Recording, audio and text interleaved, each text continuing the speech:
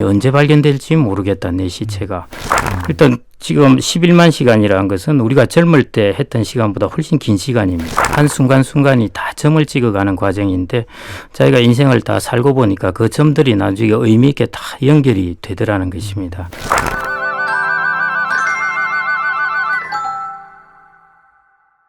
그러면 지금 현재는 그 은퇴연구소에 계신 예, 거고요. 예. 그러면 앞으로 거기를 이제 떠나신 후에 예. 계속 뭔가 또 쭉 하고 싶은 게 예, 있으실 거잖아요. 예, 어떻게 예. 준비하고 계시고? 제가 하고 싶은 거는 이제 예. 이전부터 이제 마이클 샌델이 정의란 무엇인가 네. 라는 이제 강의를 했는데요. 그때 이제 그걸 보고 제 꿈이 저는 이제 투자란 무엇인가 라는 강의로 좀 유명해지고 싶다 했는데요. 그래서 한번 학교에 강의를 하러 갔다가 한번 쉽지 않구나 느꼈습니다. 수강생이 9명인가 들어와가지고 좌절을 크게 느낀 적이 있습니다. 그래서 야, 정말 이게 현실은 다르구나 해서 네. 좀 더 열심히 공부해서 한 번 더 도전해보려 합니다. 노년의 시간이 생각보다 굉장히 길다. 예, 예. 또 뭔가 전문가가 되게 충분한 시간이 있다라고 예, 말씀하셨으니까 네, 그 시간이 어떻게 되나요? 노후에 보면은 보통 이제 11만 시간 정도가 여유 시간이 있다고 그럽니다. 총 한 24만 시간인데요. 그런데 그 중에서도 이제 우리가 앞으로는 수명이 더 길어질 테니까 아마 더 많이 생길 겁니다. 그러니까 60세 은퇴한다고 생각을 하고 자는 시간, 먹는 시간, 그다음 아파서 누워 있는 시간 이렇게 빼면은 11만 시간이 되거든요. 네.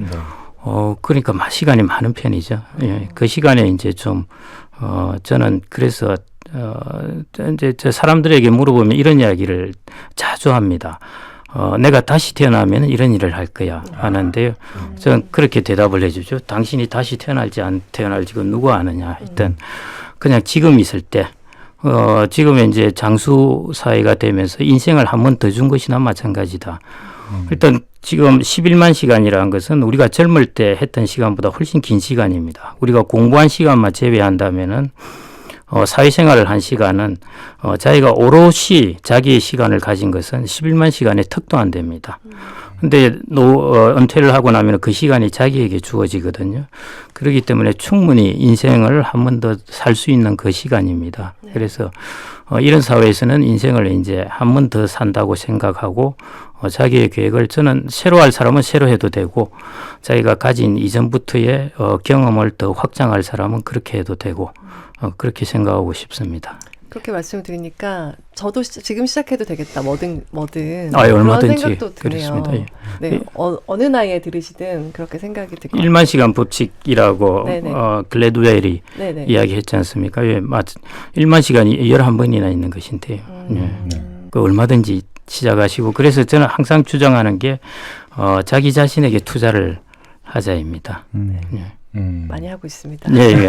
정말 잘하시는 겁니다. 일부가 성찰인데 성찰의 첫 번째 편이 나는 나를 위해 살기로 했다. 네. 그래서 그 편을 맨 앞에 놓은 이유가 아마 이게 주제이자 아마 하시고 싶은 말씀이셨던 것 같기도 해요. 그렇죠? 예, 그렇습니다. 네.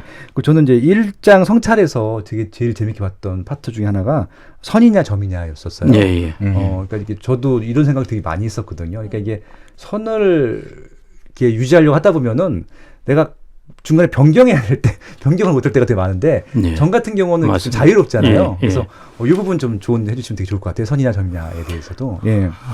이게 이제 스티브 잡스가 스탠포드 대학 졸업식에서 이제 커넥팅 더 닷이라는 것으로 이제 이야기를 했는데요. 그걸 보고 제가 생각을 하기는 했는데 정말 저는 그 인생관은 중요할 것 같습니다. 우리가 이제 저는 그런 생각을 했는데요. 옛날 사람들이 별자리를 다 만들었거든요. 근데 별자리라는 게 하늘에 찍힌 그 점을 보고 자기가 해석을 한 것입니다. 예. 그래서 인생이라는 것은 이제 스티브 잡스가 한 이야기는 한 순간순간이 다 점을 찍어가는 과정인데 자기가 인생을 다 살고 보니까 그 점들이 나중에 의미 있게 다 연결이 되더라는 것입니다. 그래서 이제 그때 졸업생들에게 여러분들이 지금 옆 사람들과의 인연이라든지 이런 것들에 대해서 그 순간을 항상 소중하게 여겨라. 그게 나중에 그림을 다 그려줄 것이다. 이런 이야기를 하는데 마찬가지로 우리가 살아가면서 이렇게 점을 찍은 것들이 저는 미리 사람들은 다 자기가 그림을 미리 그리려고 그럽니다. 근데 30대는 잘 모르시겠지만은 한 40대, 50대만 돼 보면은 자기가 그린 그림대로 인생은 간다는 게 결코 아니라는 걸 이제 다 느끼게 됩니다. 뭐 금융시장도 마찬가지인데요. 랜덤 샥이라고 그러죠. 그냥 외부에서 오는 충격들로 인생은 구성되어 갑니다. 그래서 저 같은 경우도 전혀 생각지 않은 일을 하게 되는 것이고요. 그게 이제 인생으로 점을 찍어가는 과정이거든요. 그래서 점을 찍어가고 나서 이제 뒤에 보면 이 점들이 연결돼서 해석이 됩니다. 그래서 인생에 대한 관점을 이렇게 보면은 내가 찍어놓은 점들이 내가 또 혹 인생의 70대 해석을 될 수도 있을 거고 어느 순간에는 죽기 직전에 그 그림이 확 보일 수도 있습니다. 아, 내가 봤더만은 나는 이런 그림이 나한테 주어졌구나 할 수가 있다는 것입니다. 그게 이제 우리가 인생에 대해서 그 사람들에게 대해서 그나마 항상 포지티브한 생각을 가질 수 있게 하는 근거인 것이고 선으로 그리고 자기가 내가 호랑이를 그리겠다고 10대 때부터 생각을 해서 선을 그리다가 호랑이가 안 그려지고 자꾸 그리니까 개가 되는 겁니다. 그러면 이걸 고칠 수도 없는 거고 언제 다시 지울 수도 없는 거고 이 사람은 이제 회한에 빠져서 항상 사는 겁니다. 나는 호랑이를 그리려 했는데 나는 개밖에 못 그렸구나 이런 것인데요. 근데 그런 생각을 않고 이렇게 점을 찍어서 한순간순간 자기의 삶을 살다가 나중에 다 자기가 죽기 전 갑자기 탁 보니까 자기가 그렸던 그림이 용이었구나 이런 생각을 할 수도 있습니다. 그래서 이제 그 인생관을 보는 것을 지금도 내 인생이 다 성취되었다 뭐 다 이루어진 그런 인생이 아니라 내가 죽기까지 혹은 죽고 나서 그 그림이 보일 수도 있고요. 그거는 저도 안 죽어봐서 모르는데 그럴 수도 있기 때문에 그런 생각을 가지고 있어야 된다는 것이고요. 그래서 제가 이 생각을 하고 저 책을 적어놨는데 정말 해 아래 새로운 것이 없다는 말처럼요. 제가 셀리그만이라는 그 심리학자의 책을 한 몇 달 전에 읽어봤습니다. 읽어보니까 그런 이야기가 나와 있더라고요. 그 심리학적으로 사람들이 볼 때 이 소위 말해 점의 인생관 이런 식으로 이런 것을 가져야 된다는 것이 나와가지고 제가 뺏긴 것 같기도 하고 있어요. 그래서 제가 그거 보고 그럼 인용을 해야 되는데 내가 이게 진짜 몰랐습니다. 저. 아무튼 네. 등록 결백을 믿습니다. 예, 결백합니다. 그건 특허를 낸 것도 아니고 네. 뭔가 선인들의 저작권이 있는 것도 아니고요. 선인들의 통찰이 맞닿을 수 있습니다. 그래서 그건 정말 좋으신 질문이고요. 제가 사실은 제일 좋아하는 부분 중에 하나입니다. 제가 그렇게 쓰고 나서 그렇고요. 그다음에 이제 성찰이라는 부분은 제가 이 부분을 인생의 5가지 중에서 이제 많은 고민을 했습니다. 건강이라든지 돈이라든지 일 이런 거는 누구나 하는 많은 사람들이 다 필요 조건으로 이제 하는 것이고요. 이제 나머지 하나가 중요한 게 뭘까를 제가 이제 단어로 어떤 단어로 이걸 표현해야 될까 했는데 저는 이제 생텍쥐베리의 그 책에서 이제 그거를 발견을 했습니다. 거기 책에 보면은 인생의 의미에 대해서 역할과 책임이라는 이야기를 합니다. 그걸 바탕으로 해서 이제 이게 성찰이라는 쪽으로 조금 하나의 필요한 5가지 요소로 꼽게 되었습니다. 그게 이제 생텍쥐페리의 인간의 대지라는 책이죠. 제가 이제 어린 왕자도 있고 뭐 야간 비행도 있고 그러는데 이 인간의 대지가 생텍쥐페리가 그래도 나이가 조금 들어서 40대쯤 적은 책인데 저는 이 나이에 어쩜 이렇게 깊은 생각을 가지고 있을까 할 정도로 정말 그 책은 제가 감명 깊게 읽었습니다. 그게 이제 민간 조종사들의 이야기지 않습니까? 우편물 날라주는 사람들인데요. 저 남미 안데스 산맥을 넘어서 그걸로 이제 우편물을 날라주는데 거기에 이제 기요메라는 사람 이야기가 나옵니다. 이제 그 추락을 했는데 안데스 산맥이 높아서 그 추락하면 다 죽습니다. 그 추워서 다 얼어 죽는데 이 사람이 기적적으로 살아왔습니다. 4박 5일로 이제 눈 속을 헤매다가 기요메가 이제 정말 편안하게 죽었으면 좋겠다. 나는 이제 이 고생 더 하기 싫고 그냥 여기서 툭 쓰러져서 깊은 잠을 자면서 쓰러져 죽었으면 좋겠다 하고 툭 쓰러졌는데 순간 아내 생각이 번쩍 난 겁니다. 내가 여기서 죽는다면은 눈 속에 파묻혀서 내가 발견이 언제 발견될지 모르겠다, 내 시체가. 그러면은 실종 신고를 하고 나서 4년이 있고 나서 아내가 보험금을 받게 될 텐데, 그러면 내 아내는 어떡하냐? 내가 적어도 사람들 눈에 잘 뜨이는 바위에 가서 죽어야 되겠다 해서 일어나서 이제 바위를 찾아간 것입니다. 그 위에 드러나서 죽으려고. 그러다가 그 길로 사흘을 걸어서 이제 살아나게 되었거든요. 그래서 이제 생텍쥐베리가 그런 이야기를 합니다.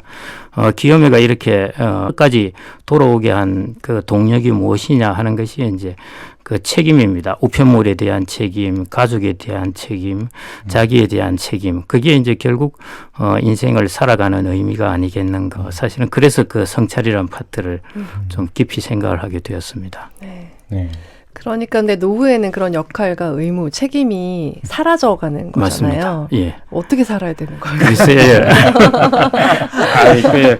맞습니다. 이제 가족, 자녀들도 떠나가게 되고, 그거는 여자도 남자도 마찬가지입니다. 여자는 특히 자녀에 대한 책임을 많이 갖고 있다. 그래서 이제 빈둥지 증후군이라고 그러거든요. 떠나가고 나면은 정말 가슴이 뻥 뚫린 같은, 시원하다고 그러지만은 가슴이 뻥 뚫린 느낌을 갖게 되고, 남자들도 직장에 다닐 때는 나의 이 무거운 직장의 짐 이러다가 막상 이게 다 서로 알아서 떠나가고 나면은 뭔가 이게 없다 말입니다. 그래서 이제 그런 감을 좀 생각을, 이제 하게 됩니다. 그래서 제가 이제 좀 뭐 장난삼아 그렇긴 하지만 생활의 비유로서 제가 이제 물고기 구피를 키웁니다. 네. 키우는데 이 물고기가 이게 물도 자주 안 갈아주고 최근에 이제 좀 수명이 다해서 한 마리씩 죽으니까 제가 마음이 많이 아프던데요.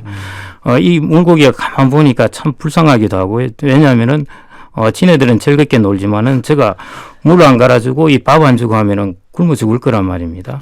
제가 그래도 이게 구피에 대해서 제가 참 이런 역할과 책임이 있구나. 이 작은 것들에서 이제 그걸 느낄 수 있을 것 같고요. 이거는 이제 작은 것들로 이제 좀 이제 제가 우스갯소리로 한 것이고요. 자기 가족에게 가지던 역할과 책임을 이제 사회나 공동체의 역할과 책임으로 조금 그거를 확장해 보는 것. 또 어떨까 그렇게 생각이 되고요. 우리나라가 여러 가지 이제 관계적 활동을 많이 하는데 다른 선진국에 비해서 특히 비중이 낮은 게 그 소위 말해 NGO 내지는 그 비영리 활동 뭐 이런 부분이 되게 부족한 편입니다. 친목 단체 활동, 뭐 종교 활동 이런 것들은 있는데 반해서요. 그래서 이제 그런 것들 자기의 이제 주변 사회 공동체에 대한 책임으로 좀 그 책임 역할과 그 책임에서 의미를 찾는 것으로 좀 돌리는 게 어떨까 그렇게 생각이 됩니다. 이 책에